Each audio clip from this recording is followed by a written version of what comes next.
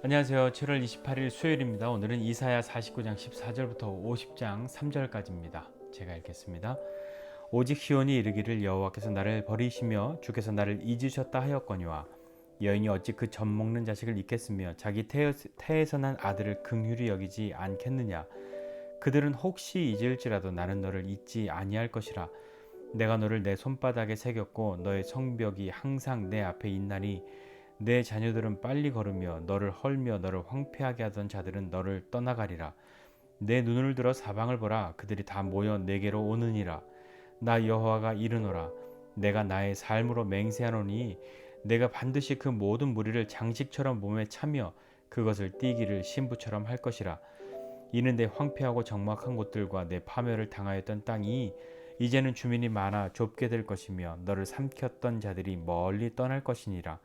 자식을 잃었을 때에 낳은 자녀가 후일에 내 귀에 말하기를 이곳이 내게 좁으니 넓혀서 내가 거주하게 하라 하리니 그때에 내가 내 마음에 이르기를 누가 나를 위하여 이들을 낳았는고 나는 자녀를 잃고 외로워졌으며 사로잡혀 유리하였거늘 이들을 누가 양육하였는고 나는 홀로 남았거늘 이들은 어디서 생겼는고 하리라.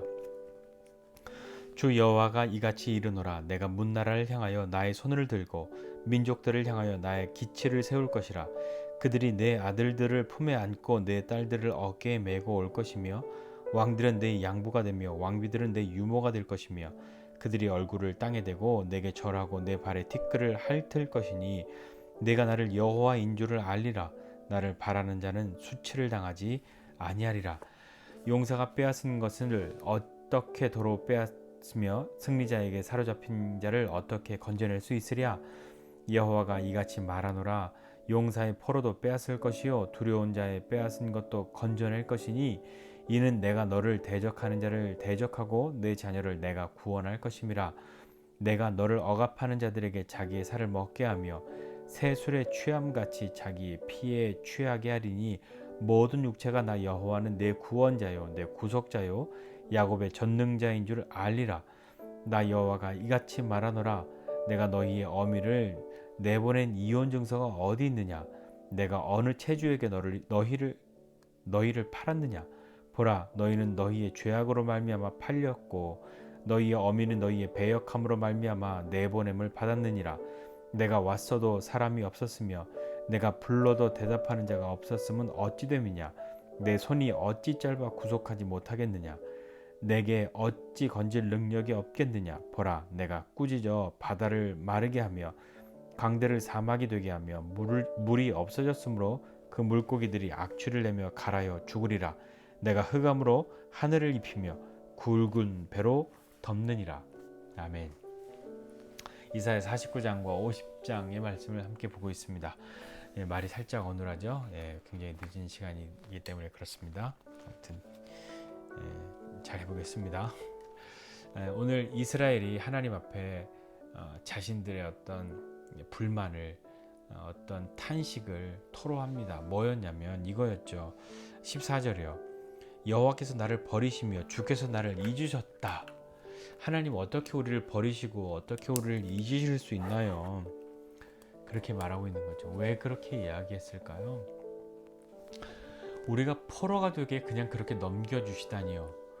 예루살렘이 망하게 하시다니요. 하나님 우리를 버리셨군요. 우리를 잊으셨군요. 그렇게 그렇게 이야기하고 있는 거죠. 근데 하나님은 이렇게 말씀하시는 거예요. 뭐라고 말씀하셨냐면요. 물론 그들의 신앙으로는 그게 이해가 되지 않는 거죠. 자기들이 망했다는 것이요. 하나님이 함께 하시는데 멸망했다는 것이 받아들여지지 않았던 것인데 하나님이 그것에 대해서 무엇이라고 말씀하셨냐면 여인이 어찌 자기가 젖먹이는 자식을 잊어버릴 수 있냐. 자기가 배 아파서 난 자녀에게 어찌 긍휼함이 없을 수 있겠냐. 그럴 수 없다 라고 말씀하시면서 만에 하나 혹시라도 그들이 그렇게 될지라도 나는 너희를 잊지 않는다 라고 하나님이 말씀하시고 있습니다. 다시 회복하실 것이라고 하나님이 말씀하는 거거든요. 이렇게 회복될 것이다. 내가 이렇게 바꿀 것이다. 그렇게 쭉 어떻게 될 것이라고 설명하고 있는데요. 간단히 말하면 이거죠. 완전히 역전시켜서 완전히 새롭게 할 것이다. 이전에 상상하지도 못하였던 그런 모습으로 너희를 다시 되돌릴 것이다 라고 말씀하고 계시는 거예요. 그렇게 하나님 말씀하시면 이게 좀 용기를 얻고 좀 이렇게 믿음으로 뭔가를 해야 하는데요. 24절에는 이스라엘은 또 탄식해요. 뭐라고 탄식하냐면요.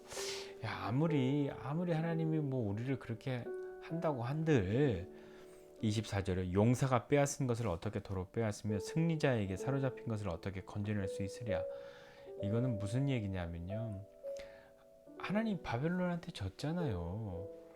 바벨론한테도 져놓고 어떻게 바벨론이 다 빼앗아간 우리를 찾아오겠다고 이야기하는 거예요. 어떻게 이긴 그 사람들이 가지고 간 모든 것을 다시 되찾을 수 있다고 이야기하는 거예요. 못 믿겠어요 라고 말하는 거죠. 그들의 입장에서는 하나님의 실패를 경험한 것처럼 여겨졌으니까요. 예루살렘 멸망했으니까요. 다시 하나님이 회복하실 것이라는 게 잘 믿어지지 않았죠.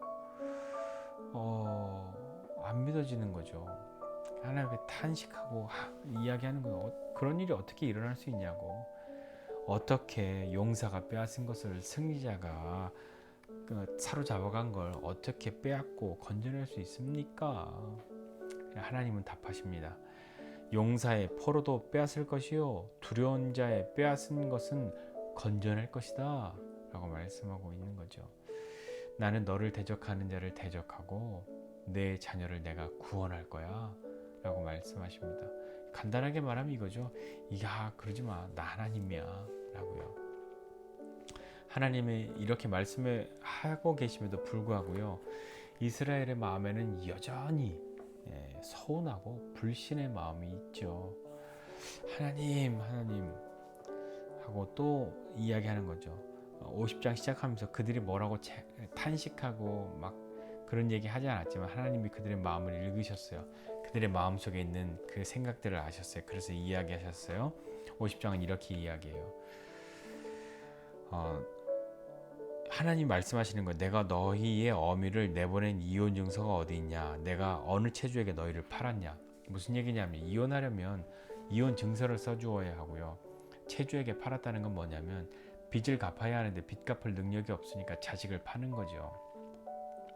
이스라엘 마음속에 그랬단 말이에요. 하나님이 어느 날 갑자기 우리에게 이혼 증서를 써주고 나가라고 하고 빚을 못 갚아서 대신 우리를 팔아버리셨잖아요 라고요. 그런 마음으로 하나님 앞에 있단 말입니다. 그만큼 그들도 충격적이었던 그런 거죠. 하나님이 그렇지 않다는 것을 계속해서 말씀하시는 거예요. 그러면서 너희가 포로된 이유가 있다. 그건 내가 너희를 버리거나 잊었기 때문이 아니야. 너희의 죄악으로 말미암아 너희가 팔렸고 너희의 어미는 너희의 배역함 때문에 내보냄을 당하게 된 거야 라고 말씀하고 있습니다. 그러면서 하나님이 50장 2절이야. 내가 왔어도 사람이 없다. 내가 불러도 대답하는 자가 없는데 그거는 도대체 어찌된 일이냐. 내게 건질 능력이 없냐? 봐라. 내가 손이 짧아서 구속하지 못하겠냐? 내가 능력이 없어서 너희를 이렇게 회복시키지 못하겠냐? 다시 못 찾아오겠냐? 보아라, 내가 꾸짖어 바다를 마르게 하고 강들을 사막되게 하고 물이 없어지게 하고 물고기가 그 속에 있던 물고기들 다 갈아여 죽고 흑암으로 하늘을 입히고 굵은 배로 덮을 것이다. 나는 그렇게 통치하는 전능한 하나님이야 라고 이 앞전에도 계속해서 하나님이 어떤 분이신지에 대해서 이야기하고 또다시 이야기를 하고 있는 거죠. 근데 잘 생각해 보세요. 하나님이 오셨어요. 내가 왔어도 사람이 없고 내가 불러도 대답하지 않더라. 그게 도대체 어떤 뜻이니? 무엇이니? 라고 하나님 말씀하셨단 말이에요. 혹시 우리는 하나님을 그렇게 대해드린 적이 없습니까? 하나님이 오셨는데도 우리는 자리를 비우고 하나님이 우리를 향해 말씀하시는데도 대답하지 않는 그런 사람으로 우리는 있던 때가 없었습니까? 혹 그렇게 있고 싶을 때가 없었습니까? 하나님의 손이 짧아서 능력이 없어서 구원하지 못하겠냐? 라고 말씀하시는 하나님, 바다도 강도 물도 하늘도 다 다스리시는 그 하나님이 여전히 믿음 없어 보이는 그들을 향해서 이야기하고 여전히 믿음 없어 보이는 우리를 향해서 말씀하고 있는 겁니다. 하나님은 하나님의 마음을 계속해서 말씀하시면서 자신의 말씀대로 행하시는 거죠. 하나님은 왜 그렇게 말씀하시냐면 하나님의 마음이 이것입니다. 23절 마지막에 뒤에 보면요, 너희가 나를 여호와인 줄 알게 될 건데 나를 바라는 자는 수치를 당하지 아니하리라. 하나님은 수치를 당하여 살고 있는 그 사람들에게 역전시켜 주시는 거죠. 나를 바라는 사람은, 나를 믿는 사람, 또 내게로 그렇게 향해 있는 사람 다시는 수치를 당하지 않을 거야 라고 말씀하고 계십니다. 그 일을 하나님이 하시는 거죠. 우리도 살면서 하나님 앞에 서운할 때 있습니다. 잘 못 믿겠어요 라고 말할 때가 왜 없겠어요? 있겠죠. 그러함에도 불구하고 하나님은 하나님이십니다. 그리고 여전히 하나님은 우리를 위해서 하나님의 그 일들을 쉬지 않고 포기하지 않으십니다.